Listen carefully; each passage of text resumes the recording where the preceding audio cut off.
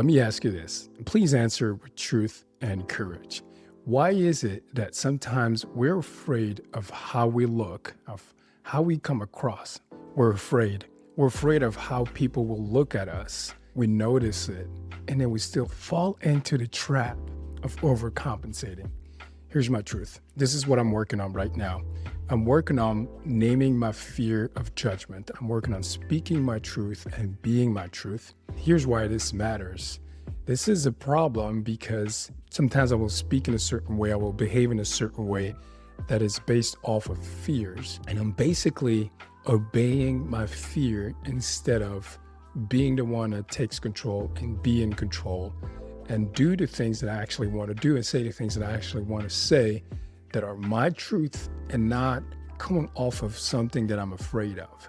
I'm learning to notice my fears. I'm learning to name my fears for what they are. Whatever it is that comes up, like let's say I'm afraid of how people see me. I'm afraid of being judged. I don't want to be disliked. I want to be respected.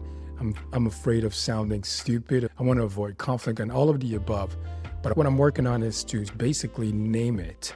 I name it, okay, so I become self-aware of the fact that whatever I do next is going to be based off of a decision, a choice of either acting on the fear, obeying the fear, or choosing to take control and go the other way. So it's not easy. So the process of what I'm learning and teaching my body right now is, number one, I notice the fear. Number two, I name it something for what it is. And number three is I'm going to say one small truth instead of obeying and acting on the fear. So what I'm really learning, what I'm really teaching myself and my mind is to go the other way. I'm always going to have this moment of choice. I'm always going to be here in this place, in this moment where I feel this fear coming up. I'm going to have to I have to remind myself right now, I'm afraid of being judged. I'm afraid of how they are going to look at me. I'm afraid of saying something wrong. I'm overthinking how I come across. And now it's the moment of truth where I have to say one small truth. And what one small truth can look like in a moment like that is something like, whatever I'm about to say, I'll add the phrase, I don't know how this is going to come across, and then I say what I have to say. Or I start with, I don't want to sound stupid. Well, what about this? Or something like, I'm a little worried about that.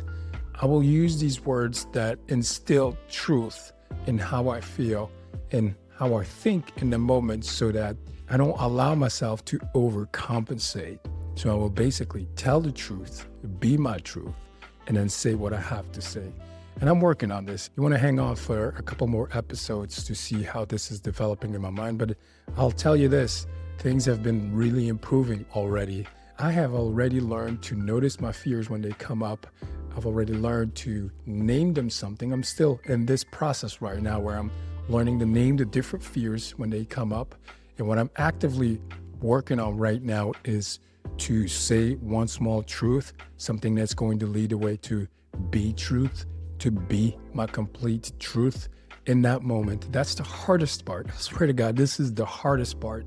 The hardest part is when you notice and you name it, and then you have to actually do something differently about it, to take a different road. Because some days I just end up like, oh God, I did it again. It happened again. I'm getting better, and this is not easy. This is hard stuff, but this is what we do here in the Empowered Living Club. We face life with truth and courage. We figure out how to win the hardest inner battles, and then we share the exact tools so you can win yours. Live truthfully and live courageously. I'm doing this, so you can do this too. My name is Chris Kasonga. Keep living an empowered life.